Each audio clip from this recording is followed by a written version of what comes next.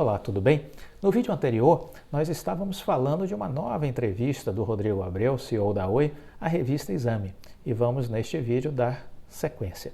Bem-vindo ao canal Viver de Renda, se inscreva no canal, deixe seu like, compartilhe com os amigos. Nos acompanhe também no Instagram Viver de Renda Canal. Bom, estávamos falando dessa transformação, desse novo momento que a Oi vai estar vivendo e a luz da visão, do olhar do seu CEO, do seu líder, Rodrigo Abreu.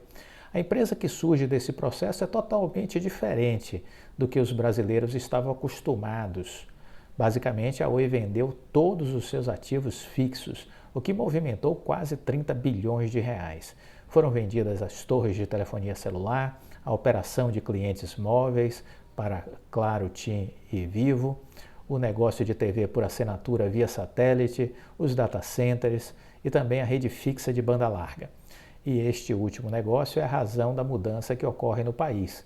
Para vender sua rede de alta velocidade, uma das maiores do mundo em extensão, foi preciso tirar pelo menos parte do atraso acumulado em décadas de ausência de investimento.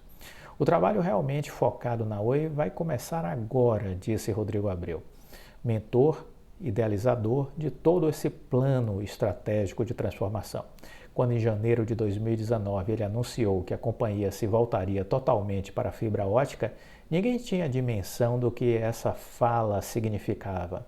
A nova Oi nasce após todo o esforço dos últimos anos e é muito mais leve, muito mais flexível, muito mais dinâmica. Tudo foi vendido para pagar dívidas.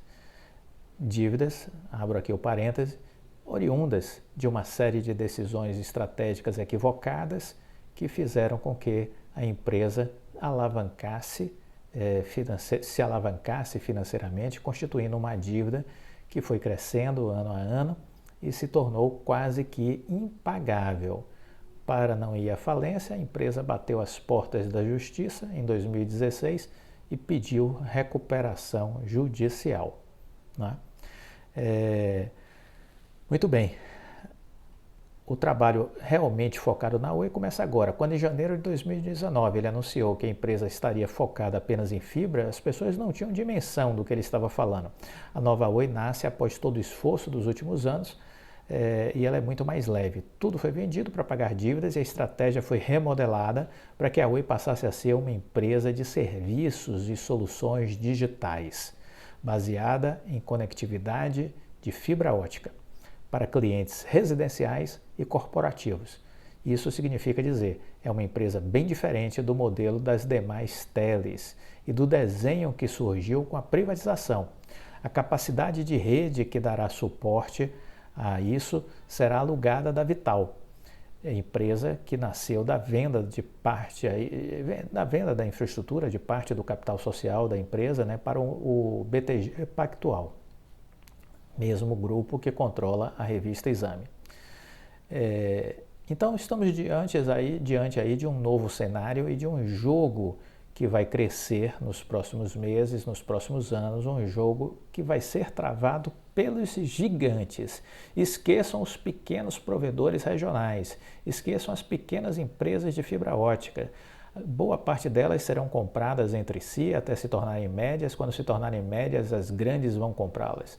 E as outras que não puderem ser compradas, provavelmente vão falir, porque não terão capacidade para competir com as grandes empresas. Esses processos de consolidação são rápidos, muitas vezes são duros, deixa vítimas no caminho, obviamente, mas esse é o mundo do capitalismo, ok? Esse é o mundo do capitalismo. Vão sobreviver aqueles mais qualificados, aqueles mais fortes, aqueles que conseguirem construir as melhores estratégias. É disso que estamos falando. E este é um setor que requer forte investimento em inovação, em infraestrutura, em tecnologia. Os pequenos não têm a menor condição de disputar este mercado agora. Eles existiram enquanto os grandes não se interessaram por ele. Agora, isso passa a ser uma área estratégica para os grandes. Quando a gente fala de gigantes, de quem a gente está falando? Se você for olhar, por exemplo, nos últimos 12 meses, né, nós olharmos aí as receitas líquidas em bilhões de reais, nós vamos encontrar aí a Telefônica Vivo, com receitas líquidas de 45,9 bilhões de reais. 45,9 bilhões de reais nos últimos 12 meses, até junho. Logo depois, você vai ver exatamente a Claro, com receitas líquidas de 40,7 bilhões de reais. E na sequência, a TIM, com 19,4 bilhões de reais. Então, esse é um cenário que nos mostra uma fotografia das gigantes de telecom brasileira. Quando a gente olha para o EBITDA em bilhões de reais, a Claro tem 16,7 bi, a Telefônica Vivo tem 18,4 bi e a TIM tem 9,4 bi, quando a gente olha o EBITDA em bilhões de reais. Em se tratando de dívida líquida, a gente vê a Claro, a Vivo com uma dívida líquida de 13,2 bi, a dívida líquida da Telefônica Vivo, 13,2 bi, e a dívida líquida da TIM na ordem de 15,9 bi. Então, são as dívidas líquidas dessas duas empresas, da TIM e da Vivo.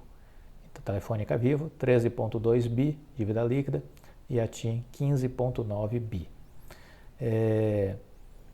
Ao fim de 2016, quando a Oi entrou em recuperação judicial, ela tinha pouco mais de 260 milhões de receita vindo dessa tecnologia de fibra ótica. O balanço do segundo trimestre de 2022 indica que neste ano só esse serviço trará cerca de 4 bilhões em receita para a companhia. Ao todo, cerca de 10 bilhões de reais em faturamento anual. Então, vamos lá. Faturamento anual da Oi este ano, em 2022, projetado 10 bilhões de reais. Tome nota, viu? Porque as pessoas ficam dizendo, a Oi vai viver de quê? Vai ganhar o quê? Há uma sandice aí no mercado, né? Um pessoal de raciocínio muito raso, muito curto, e que realmente não entende lufas de nada, né? Muita gente, o Rodrigo Abreu já disse isso de forma profética, né? Muita gente fala de Oi, a grande maioria não entende absolutamente nada de Oi. Então, a projeção de faturamento anual da Oi este ano, 10 bilhões, há uma expectativa de 40% deste faturamento já vindo da fibra ótica. 40% já vindo da fibra ótica, 4 bilhões em receita. Vamos lembrar que em 2018, quando começaram os investimentos na rede de fibra ótica, a empresa terminou o ano com 1,2 milhão de casas passadas com acesso à tecnologia de alta velocidade. E ao entregar a sua infraestrutura para a Vital, já eram 16 milhões e agora, atualizando, já são 17 milhões de casas passadas. Há 6 anos, quando começou a reorganizar sua dívida, a Oi nem sequer tinha clientes em fibra ótica. Nem sequer tinha clientes. Eram 5,2 milhões de assinantes de banda larga, mas praticamente todos utilizando cobre,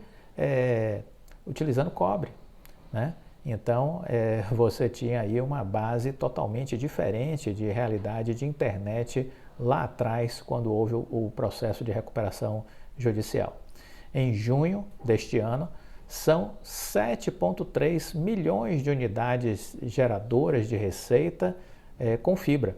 7,3 milhões de unidades geradoras de receita sobre fibra, ou seja, do serviço efetivamente contratado. Nesse número, conta 2 vezes quem compra acesso à internet e telefonia fixa nesse sistema. Você tem aí esses 2 tipos de cliente, né? Investir na expansão da fibra não era apenas um plano ligado à demanda, era também o único caminho, dada a velocidade com que a telefonia fixa vinha se deteriorando, descendo a ladeira. A receita de telefonia fixa, que era de 10 bilhões de reais quando a empresa começou a recuperação judicial, caiu para 3 bilhões no ano passado e segue desabando. Quem mais tem, pelo amor de Deus, telefone fixo em sua residência? Só os idosos.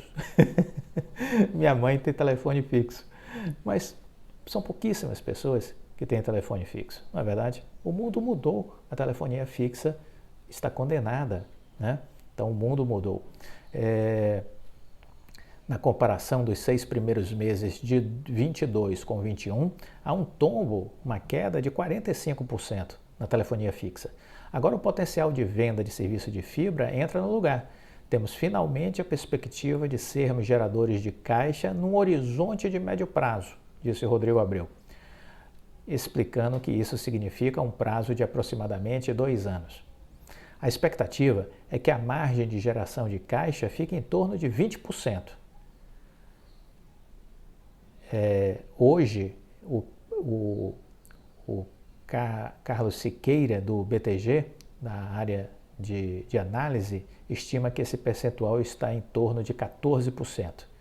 Então, a margem que o Rodrigo Abreu considera é de chegar em torno de 20%.